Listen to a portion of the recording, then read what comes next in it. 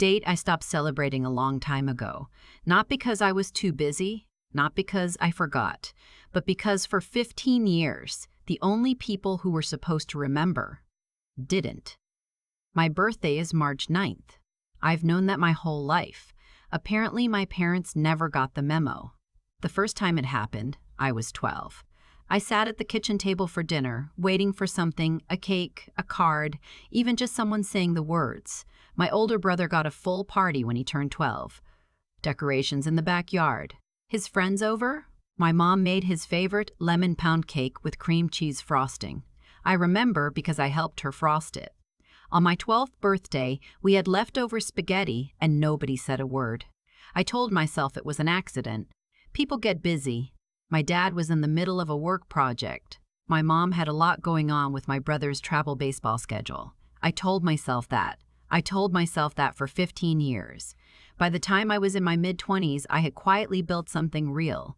I'm an interior architect. I do commercial spaces mostly. Restaurants, boutique hotels, corporate lobbies. I started freelancing out of my apartment at 23, took out a small SBA loan, nearly worked myself into the ground, and by 27 I had a legitimate LLC, a studio lease in the warehouse district, and 2 full-time employees. My firm specialized in what I call experiential design, the kind of spaces where people feel something the moment they walk in. I was good at it. I knew I was good at it. My family knew I did something with decorating. My mom once introduced me to her book club friends as someone who fixes up offices for a living. My dad asked me, around the time I landed my first hotel contract, whether I had thought about getting a real estate license since I was already around buildings all day. My brother, 4 years older, the one my parents talked about at every family dinner, he was the important one. He'd done 2 years in finance before burning out, then pivoted to consulting, which as far as I could tell meant he sent emails and took long lunches. But he wore a blazer and used words like strategic alignment, so my parents thought he was brilliant. I wore paint-stained jeans to client meetings sometimes and spoke in terms of materiality and spatial flow, so I was the quirky one. That was the dynamic. That was always the dynamic. I won't pretend I handled it gracefully. For a long time, I chased their approval in ways I'm not proud of. I showed my dad my portfolio once, sat across from him at his kitchen table with my laptop open, walked him through 3 years of work. He nodded politely and then said, "So you're doing okay? Paying your bills and everything?" I closed the laptop and said yes. He patted my hand and went back to the game. I stopped showing them things after that. What I didn't stop doing was showing up. That was my weakness. I kept showing up. Thanksgiving, Christmas, Easter, my brother's birthday, my parents' anniversary. I drove 40 minutes each way. I brought wine. I helped clean up. I smiled through the same conversations where my brother's mediocre career moves were dissected with admiration, while I sat there having just signed a contract to redesign the lobby of a 4-star hotel downtown. Nobody asked. The March before I turned 32, my mom called me on March 7th, 2 days before my birthday. I felt it, that small, stupid hope. I'm 31 years old, sitting in my studio after a 12-hour day, and I felt that same thing I felt at 12, waiting for the lemon cake that never came. She was calling to ask if I knew a good florist. My brother was proposing to his girlfriend that weekend. He wanted peonies, apparently, and my mom had heard I worked with vendors for my projects. Could I call in a favor? Did I have someone who could do a big, lush arrangement on short notice? I did. I called my florist. She made it happen. Peonies and ranunculus and some trailing greenery that my sister-in-law, let's call her what she was then, his girlfriend, described on Instagram as literally the most beautiful flowers I've ever seen. March 9th came and went. No call. No text. Not even on the one birthday post a college friend put on my wall. That was the year I decided something had to change. Not in them. I had finally fully accepted that nothing was going to change in them. I want to say that clearly because I think people expect this kind of story to end with a reconciliation, with a parent finally seeing the light, with tears and hugs and healing. That's not what this is. This is about me deciding that if I was going to keep showing up to this family, I was going to stop doing it from a position of wanting something. I started keeping records that year, not obsessively, not out of bitterness, just documentation. The calls I made versus the calls I received. The favors I extended versus the ones I was asked to return. The times I drove 40 minutes versus the times anyone drove to see me. I kept a simple note in my phone. By October, I had enough data to understand what I had always known emotionally, but never let myself see on paper. The relationship was entirely one-directional. I was a resource. I was not a daughter. Things got complicated in a specific way about 8 months before my 32nd birthday. My brother had gotten engaged, the peonies worked, apparently, and my parents were contributing toward the wedding, which was lovely.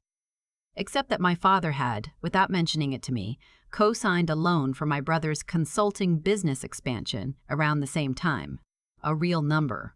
I heard about it sideways, through my aunt, who mentioned it the way you mention something you assume the other person already knows.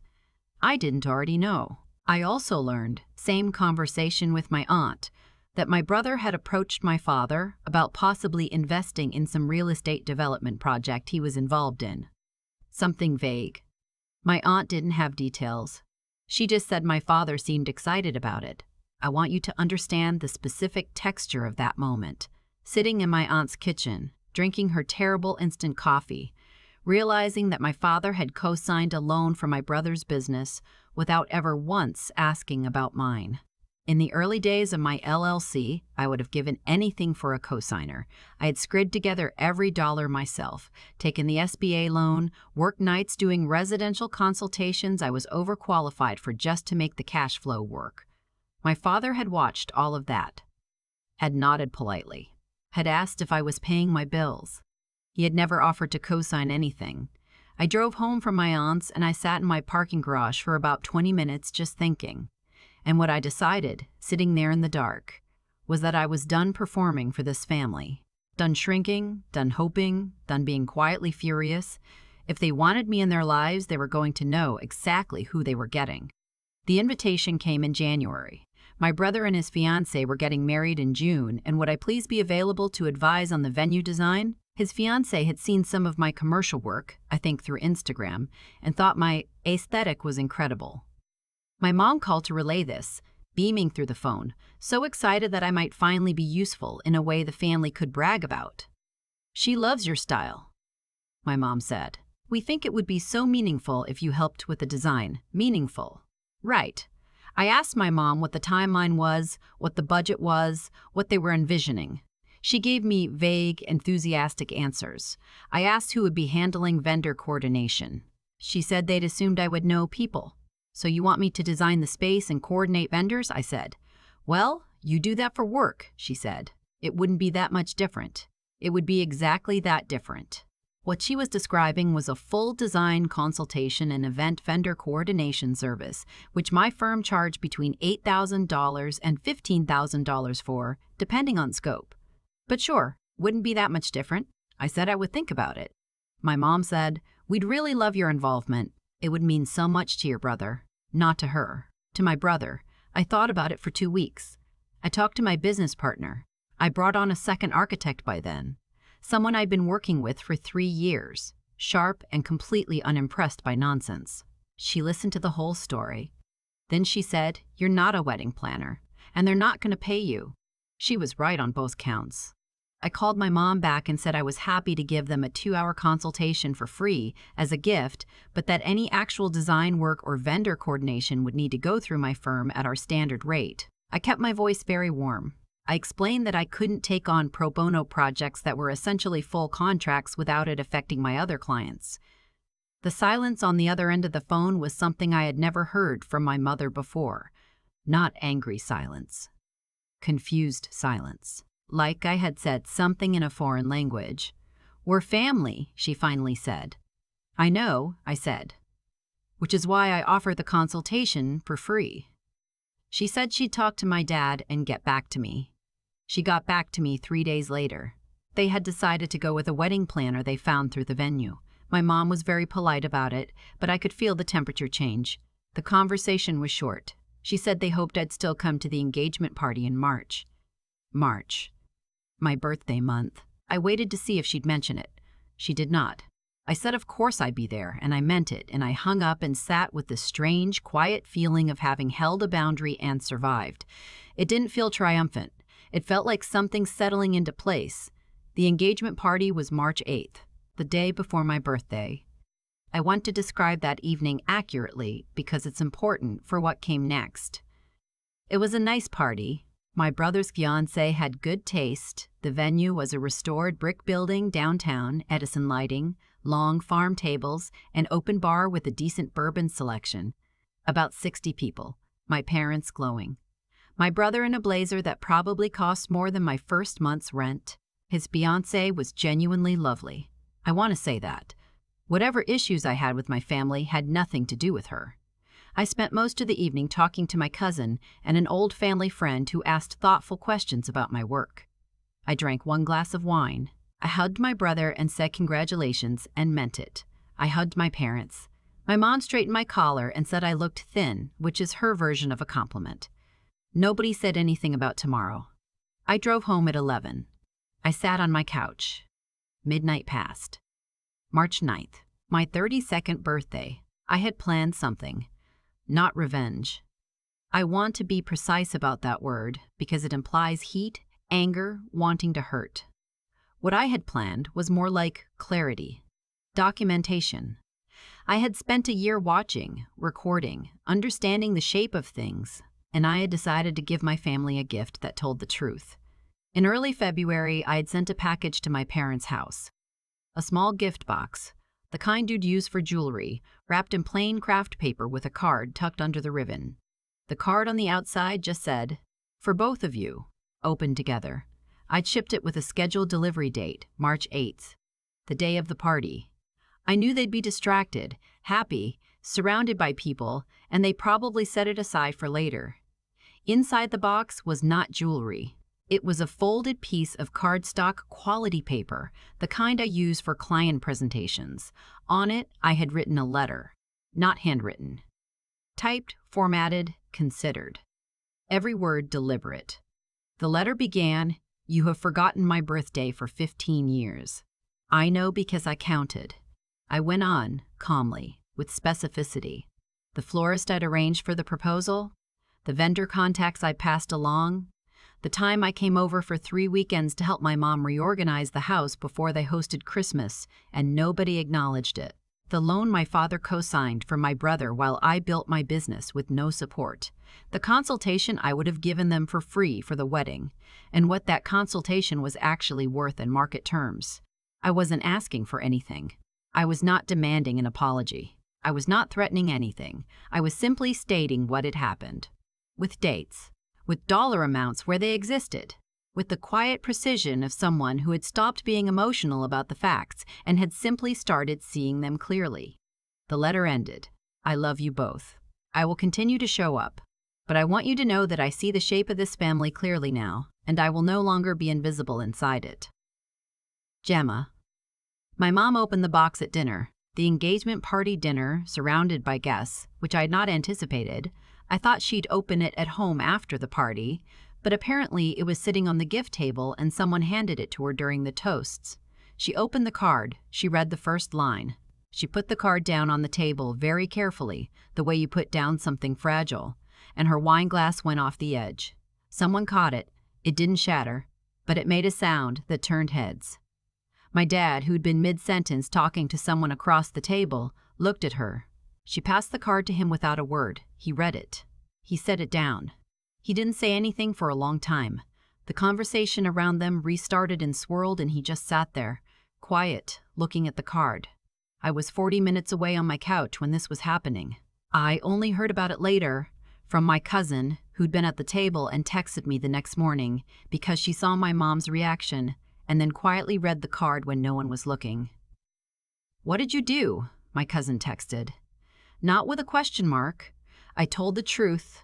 I texted back. My mom called me on March 10th, a day after my birthday, which I spent at brunch with 3 friends who sang to me badly and gave me a plant I still have. The call was short. My mom's voice was careful in a way I hadn't heard before. "We got your letter," she said. "I know," I said. There was a long pause. "You could have just talked to us." "I tried that," I said, "for a long time." Another pause. "Your father wants to call you." "He has my number," I said. "He always has." My dad called 2 days later. It was the longest phone call we'd had in years. He didn't apologize, not directly, not cleanly, but he said something I hadn't expected. He said he hadn't realized the birthday thing was a pattern. He said he thought I was independent, that I didn't need that kind of thing. I needed it, I said. I needed it when I was 12. He was quiet. I don't need it the same way anymore, I said. But I needed you to know that I noticed. Every time. I always noticed. He said, okay. He said he was sorry. It wasn't a speech. It wasn't a transformation. It was a 63-year-old man sitting with something uncomfortable and not running from it, which, for him, was actually something. My brother called eventually, too. His was angrier. He felt I'd made a scene, that I'd chosen the engagement party. I told him the delivery was scheduled for the 8th before I knew when the party was, which was true, and that I was sorry for the timing if not the content. He said, "You always have to make everything about you." I thought about that for a second. My birthday, I said, has always been about me. That was actually the point? He hung up. We didn't talk for 3 months. When we did, neither of us brought up the letter. His fiancée texted me a few weeks later, out of nowhere, to say she thought I was brave. I thanked her and meant it. The wedding was in June. I went. I wore something I felt good in. The design, done by the planner they'd hired, was fine. Inoffensive, exactly the kind of event design that disappears into itself. I sat at a table with my cousin and the old family friend, and we had a genuinely good time. My parents were warm with me that night in a way that felt slightly effortful, like they were trying, which I respected even if I didn't fully trust it. My mom remembered my birthday this year. She called on March 9th at 8:47 in the morning. She sang, off-key, the whole song. I laughed, actually laughed, standing in my kitchen with my coffee. I don't know if that counts as a resolution. I don't know if that's the ending people expect. My family is not fixed. My brother and I are civil, but not close. My dad and I talk more, but the conversations are still careful. The dynamic is better, not healed, not transformed. Better. What changed is me. I stopped needing them to be what they couldn't be before I could be okay. I stopped waiting for the lemon cake. I made my own cake, brought it to brunch with people who showed up and stayed, and I let that be enough. And on March 9th, for the first time in 15 years, my phone rang in the morning and it was her. That was enough. It really was. I used to think the hardest part was being forgotten. I was wrong. The hardest part was watching myself keep showing up anyway. Driving 40 minutes, bringing wine, helping clean up, and telling myself it was fine, that I was fine, that independent people don't need birthday phone calls. What I know now is that there's a difference between not needing something and having decided to stop admitting that you do. I had made that decision so quietly, so early, that I'd convinced myself it was strength. It wasn't. It was just a very practiced way of not getting hurt. The letter I sent my parents wasn't written in anger. I want to be clear about that because anger would have been easier, honestly. Anger burns fast and loud and gives you somewhere to put the feeling. What I wrote came from something quieter, a kind of clear-eyed accounting, 15 years of dates. Favors extended, calls made, the florist I arranged for my brother's proposal, the consultation I offered for free and still didn't have acknowledged, the loan my father co-signed without ever once asking if I needed the same. I didn't write the letter to punish anyone. I wrote it because I have finally understood something. When you allow yourself to be invisible, you are participating in your own disappearance. Every time I stayed quiet, every time I absorbed the slight and moved on, I was teaching the people around me that this was acceptable. Not because they were cruel, my parents are not cruel people, but because I had never shown them the cost. You cannot hold someone accountable for a price they were never shown. That's the part that took me the longest to sit with. The discomfort of realizing I had a role in this too. Not the same role, not an equal role, but a role. I had been so focused on what they weren't giving me that I hadn't looked clearly at what I was giving them. Permission. A daughter who showed up reliably, asked for nothing, and absorbed everything without complaint is an easy dynamic to maintain without examining it. Gemma. That's me, and this is my story. Had to learn that integrity isn't just about how you treat other people. It's about how honest you're willing to be about what you actually need, and whether you're brave enough to say it plainly. Not as an accusation, not as a performance, just as a fact. My father's silence that night at the party wasn't shame. Or maybe it was partly shame, but underneath it was something more useful, recognition. He saw something he hadn't let himself see before. That's what truth does when it's delivered without theatrics. It doesn't give the other person anywhere to hide. There's no argument to deflect, no tone to criticize, no emotion to dismiss. Just the facts, sitting on the table, asking to be looked at. I'm not here to tell you that sending a letter fixes a family. It doesn't. My brother and I are still finding our footing. My parents and I are still learning a new rhythm. Nothing was magically healed. But something real shifted, and the thing that shifted first was me. The moment I stopped waiting for them to see me and started simply showing them clearly, I stopped being invisible. Not to them, to myself. That's the part nobody tells you about self-respect. It doesn't start with other people recognizing your worth. It starts with you deciding to stop pretending you're okay with being treated as though you have none.